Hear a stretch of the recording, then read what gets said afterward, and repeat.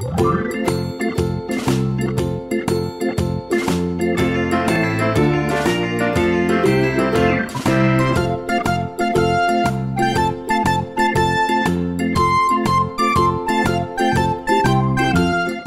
village était très triste depuis que Jean-Paul avait perdu son train.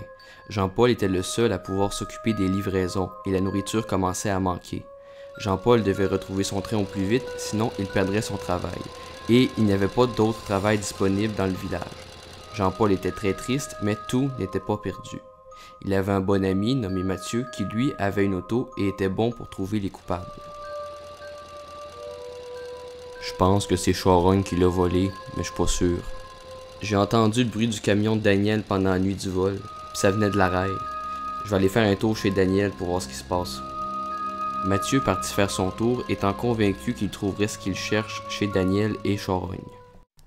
De son côté, Daniel, soumis au moindre désir de Charogne, aimait beaucoup collectionner les machines. Le train volé de Jean-Paul était parfait pour satisfaire sa collection car il n'y avait pas de train. Donc, au lieu de le vendre, il l'avait caché pour pas que Charogne le voie et il avait vendu le wagon dans un magasin de pièces détachées au village voisin.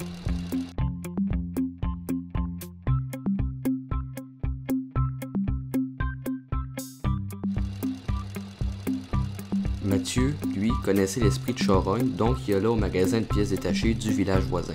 Le vendeur nommé Étienne détestait le village de Mathieu et le reconnaissait très bien. Bonjour Étienne, ces 2 pièces de wagon ont été volées au train de mon village. Est-ce que je peux partir avec, s'il te plaît? Étienne s'était tout de suite douté en voyant Daniel arriver avec le wagon du village voisin que c'était un vol, mais il en était content et il voulait pas que ça se règle. Si tu veux partir avec, il faut que tu le payes, comme tout le monde. Ben voyons Étienne, tu connais Daniel puis Charogne, c'est bien leur style de voler un train pour se revenger d'une niaiserie. Oui, mais je suis content que ça vous arrive, puis de toute façon, sans preuve, je vous laisse pas partir avec des pièces gratuites. Donc, Mathieu dut payer 1500 $ pour chaque pièce du wagon. Il commençait à avoir Charogne loin dans le derrière. Il monta le wagon et l'attacha à l'arrière de son auto.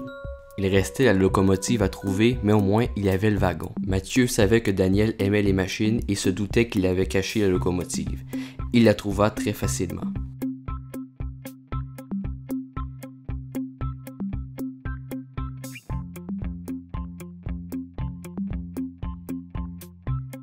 Puis, avec Jean-Paul, il la remetta sur les rails.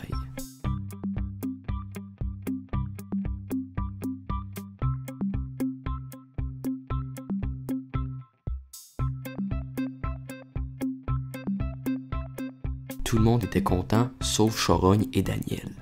T'étais supposé te débarrasser du train, pas de le cacher pour aller le regarder, là! Je m'excuse, mais tu le sais que j'aime ça, les machines. Garde, m'en occuper tout seul si t'es pas capable! Charogne était prête à recommencer le vol la nuit suivante. Mais Mathieu, avec son flair habituel, le sentait arriver. Le soir, il alla donc se cacher dans le train et attendit que Charogne arrive. Quand Charogne arriva et se mit dans le train, il sortit de sa cachette.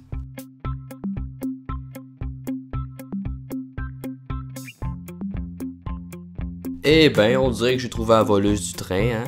Hey toi là, commence pas à checker le monde là! Mais elle savait qu'elle n'avait pas intérêt à recommencer.